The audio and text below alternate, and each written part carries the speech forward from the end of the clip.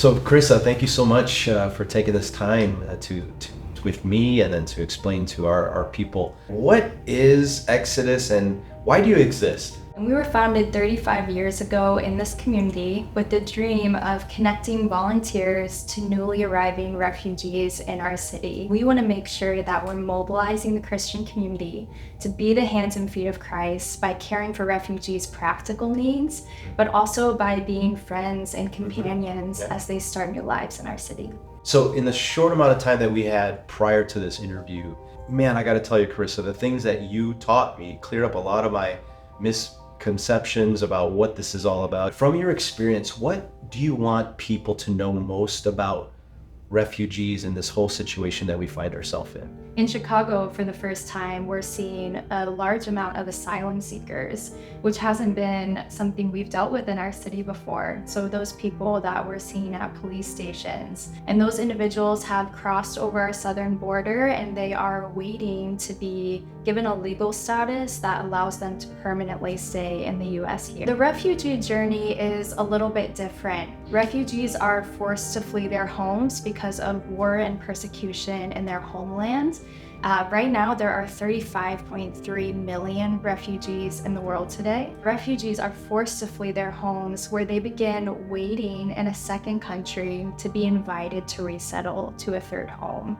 So the average time that refugees spend waiting for resettlement is about 17 years. And that is because less than 1% of the world's refugees are being resettled annually. They often feel like the world has forgotten about them because they've been waiting so long to resettle.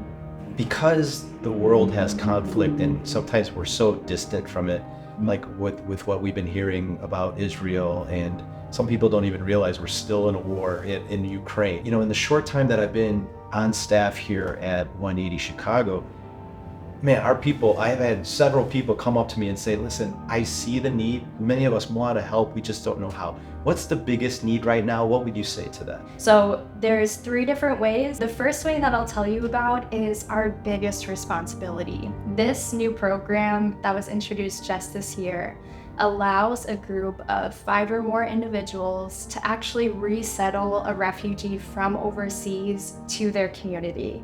So you can have 5 people in your church who group together and get to resettle someone from overseas and help them in those first 90 days while they're resettling. One of the other ways is called our New Neighbor program. It's where we train you, we equip you, and then we match you with a refugee newcomer for practical friendship and support while they're first arriving. We can help alleviate some of that loneliness and then also practically answer a lot of the questions that they have about life in America. And then the last way that a church community can group together to help support a refugee, they need all those things like light bulbs and sheets and pens and kitchen knives.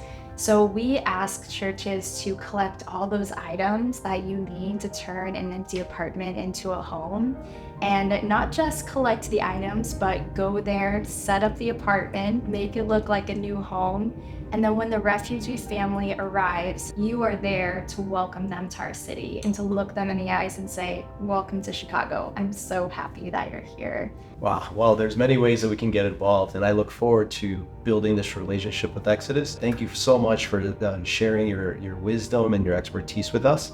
I look forward to the days ahead. Yeah.